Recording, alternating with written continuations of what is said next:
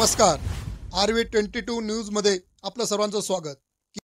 धुळे नंदुरबार धावणाऱ्या बसमध्ये चोरी करताना महिला कशा पकड। नंदुरबार ते धुळे दरम्यान धावणाऱ्या बसमधून प्रवास करताना चोरी झाल्याची घटना उघडकीस आली। या चोरीमध्ये 2 महिला चोरांनी एका प्रवाशाच्या बॅग मधून 4,09,500 रुपयांची रोकड हातात लांबवली। प्रवासादरम्यान ही चोरी झाल्याने बसमधील प्रवास करणाऱ्या मोहित पाटील या तरुणाच्या ही घटना घडत असल्याचे लक्षात आले। त्याने लागलीच आरडाओरड करत लक्षात आणून दिले। दिनांक 14/2/2025 शुक्रवार रोजी धुळे दोंडाईचा प्रवासादरम्यान सदर घटना घडली। शिवाजी राजाराम पाटील वय वर्ष 70 राहणार दाऊळ मंदारे तालुका शिंदखेडा जिल्हा धुळे असे तक्रारदाराचे नाव आहे। या संदर्भात पोलिसांकडून मिळालेल्या माहितीनुसार शिवाजी पाटील यांनी शुक्रवारी नंदुरबार धुळे बस क्रमांक MH14 VT 1864 या बसमधून दोंडाईच्या येथून प्रवास सुरू केला। त्यांच्या बॅगेत 4,09,500 रुपयांचा ऐवज असलेला ठेवला गेला होता। त्या बाकड्यावर शेजारी येऊन बसलेल्या एका महिलेने बॅगेची चेन खोलून सदर रोकड लांबवत दुसऱ्या महिलेच्या ताब्यात दिली। सदरची चोरीची घटना ही प्रवासादरम्यान मोहित पाटील तरुणाने पाहिले असता आरडाओरड केलं। या दरम्यान बस देवपूर पोलीस ठाणे येथे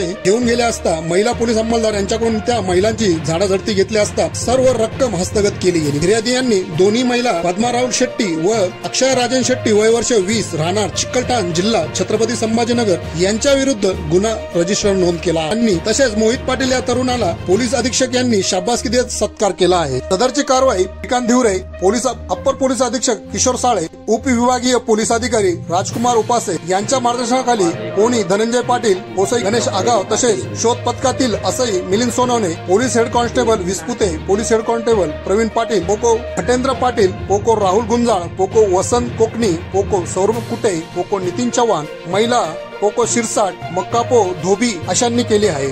RV22 न्यूज साठी संकेत बागेरच्या धुळे। आज सकाळी 10:30 ते 12:30च्या दरम्यान नंदुरबार ते धुळे बसमध्ये एक ज्येष्ठ नागरिक त्यांच्या नातेवाईकांच्या मुलीच्या लग्नाच्या बस्त्यासाठी म्हणून जवळपास 4,10,000 इतकी रक्कम बॅगमध्ये घेऊन प्रवास करत होते। दोंडाईच्याहून ते बसले। त्याच बसमध्ये मोहित पाटील नावाचा एक तरुण मुलगा पण होता, 18 वर्षाचा, धुळ्याचा आहे तो। आणि सोलगीरला ती बस आली असताना त्या बसमध्ये 2 महिला चढल्या, त्यांच्यासोबत लहान बाळं पण होते 2। आणि त्या काकांना त्या महिलेची दया आली, त्यामुळे त्यांनी तिला बसायला जागा पण करून दिली त्यांच्या शेजारी। तर त्या बसल्यानंतर त्या महिलेने तिचा पदर त्यांच्या बॅगेवर टाकून त्याच्यातून त्यांच्या बॅगेतले पैसे चोरले। आणि ते चोरत असताना त्या मोहित पाटील नावाच्या तरुणाच्या ते लक्षात आलं।